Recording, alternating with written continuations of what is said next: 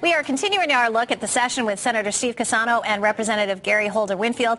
And also, it's like a baseball lineup. We have subbed in Sue Haig from the Associated Press for Chris Keating. Sue, thanks for joining us tonight.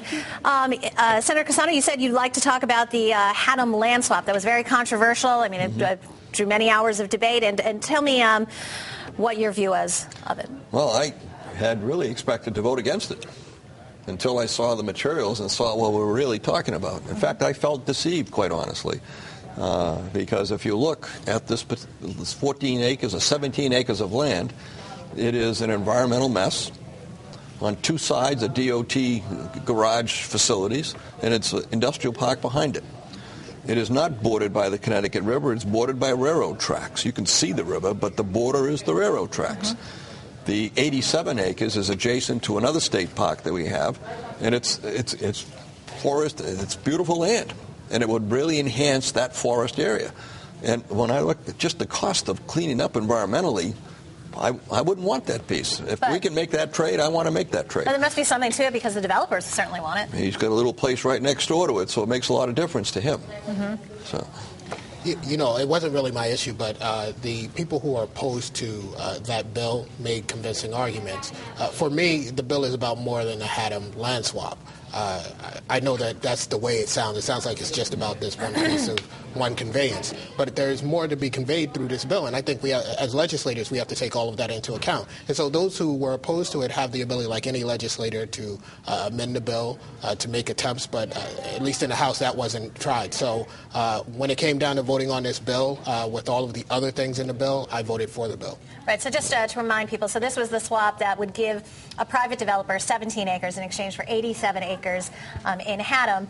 And what was I just going to ask you a question? So you're worried about the repercussions beyond this one deal? I mean, are you thinking about development? I mean, we certainly had the eminent domain issues. Does that bring up worries about that kind of thing for you? Or? For me, I think as a legislator, you have to look at the entirety of a bill. Sometimes we have these discussions where we only focus on a small part of the bill. I think the Haddam land swap was a part of the entire conveyance bill. So other pieces of land were being conveyed. Voting against that bill doesn't just kill the Haddam land swap. It conveys some other conveyance that's important to others within the state. Right. Sue? I was hoping to talk to you both about Governor Malloy's influence on this session. It seems that there were things that made it through the session that wouldn't have if he wasn't at the helm. And I was thinking one of them is the decriminalization of small amounts of marijuana.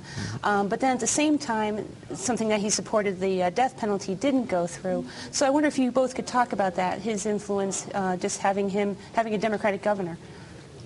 I think that having a Democratic governor has a lot of influence. I think it had a negative influence, actually, on the death penalty. So, as you know, in 2009, I was the person who pushed through the death penalty abolition. And I said at the beginning of this session, I thought it would be a lot more difficult to do it this year because, one, people recognized it could be done. It hadn't been done to that point. And then also, the fact that we could get it through the legislature and you had a governor willing to sign the bill, I think woke up the opposition to fight harder. The decriminalization... there are people on both sides of the aisle, I think, that get what we're trying to do. We're not trying to send a message to our children that to smoke marijuana is a good thing. What we're trying to do is figure out how to actually make our policy comport with what we really want to do. No one wants to send anyone to jail for having small amounts of marijuana. And so we negotiated a bill, and ultimately I think the bill is better than its original form. It says, for small amounts of marijuana, the police will take your marijuana. You'll get a ticket.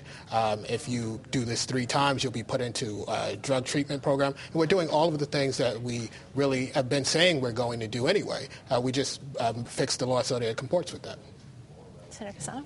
Yeah, as citizens, we become very emotional with emotional issues, and the pettit issue is probably as emotional an issue as we're going to have. And the presence of that issue was the factor here, more than the governor's presence or anybody else. When Dr. Pettit goes through the building and people who have lifelong believed that we shouldn't have a death penalty, changed their minds after talking with Dr. Pettit. And yet they were talking with families who have had family members killed who wanted to get rid of it. It was an emotional issue, and it made people change their minds. And there weren't enough votes for it to happen, so it didn't happen. The marijuana tax, you got New York, Massachusetts. I can tell you, I started the public safety high school. We have the first one in the country here in Connecticut. And one of the reasons was that many of our applicants for police departments and fire and other they're eliminated because of smoking pot in high school or something like that. It's on their record. If they lie about it, it's picked up on the polygraph test. And forgiven the 0.4 of an ounce or something like that, probably is going to help a lot of people 10 years from now get a job that they probably couldn't get because it's a criminal record. It's not a criminal offense now. And that makes a difference. How big a role, though, do you think the governor played in this session? He played a major role. How so? I don't know the last time that a governor came to a Democratic caucus. I think he did 2 or 3 times this year. His staff was present on a regular basis. They were accessible. If there was questions that we had, clearly we could get back through the governor's staff. Tim Brannon, as the chief of staff, was visible and available and willing to compromise and work on issues. It wasn't one of these things, you have to do this. It's what can we do? And it was well appreciated by us in the Senate.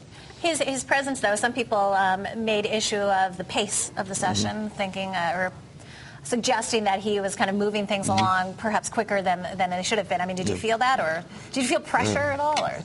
Well, I think there's always pressure. You know, we have a time limit in which to get these things done. Having Dan Malloy as the governor, I don't think, at least from my perspective, didn't increase the pace to a point where we were doing things quicker than they should have been. We end on June 8th. We have to get things done by June 8th. That's happening whether you have Dan Malloy or not. All of this stuff is important, and we need to be moving on it. I think most people would refer to the budget when you're talking about the pace. But perhaps we should be looking at doing the budget a different way than we've done it before. So, I don't have a problem with the way things went. No, and, if you look at what he did in Stanford, I was the mayor at the same time. We were mayor together for 14 years. The governor wants things done yesterday. And that's what he did in Stanford, and that's what he's trying to do here. He has long-term vision and long-term goals for a better Connecticut, and so he's going to try and make it as fast as he can. That's the way he does business. Right. The Republican leader of the House, though, Larry Cafaro, said he expected that Democrats would play a huge role in this, but he said he didn't expect the executive branch to play a huge role. He made it sound like that Governor Malloy was running the whole show. Is that fair? Maybe that's based on recent history of prior governors. There wasn't a lot of communication between the Governor Rell and members of the legislature. I believe the governor had her budget and the Republicans had their own budget. I mean, if that's the way that they proceeded to do things, we've changed that. But you do have 2 separate branches of government here. You have the legislative branch, the executive branch. Should he have such a huge influence on the legislative branch? Well, I think the governor has the influence. No matter what happens, I think the governor has the influence the legislature allows the governor to have. I think here the Democrats were willing to negotiate with the governor. I don't think the governor got everything he wanted in the way that he wanted it. We stayed mostly within his frameworks, but he did not get the details necessarily the way he wanted it. Again, I think you could change out Republicans and you would have a completely different relationship. I mean, this is how we always operate. It's a matter of whether or not the legislature chooses to put brakes on the governor or not. And if the legislature deems that the governor is going in the right direction, they might just choose not to slow things down. That's not necessarily good or bad. It just depends on what we see from our perspective and what he sees from his perspective. I think we've maintained the separate branches of government. And I think that shows best in the budget itself, because they had 45 days with a new staff to put a budget together. There are a lot of significant changes in that budget during the process that I think made it a better budget, and the governor agreed to. That meant getting rid of some things or changing some things. But that's where the collaboration was important, because in the end of the process, he can sign or reject that budget. All right. Representative Holder-Winfield, Senator Cassano, thanks to both of you for your hard work this session, and thanks for coming today. Thanks for having us. Up next, a report from the reporters. We're going to do a Capitol wrap with the press corps.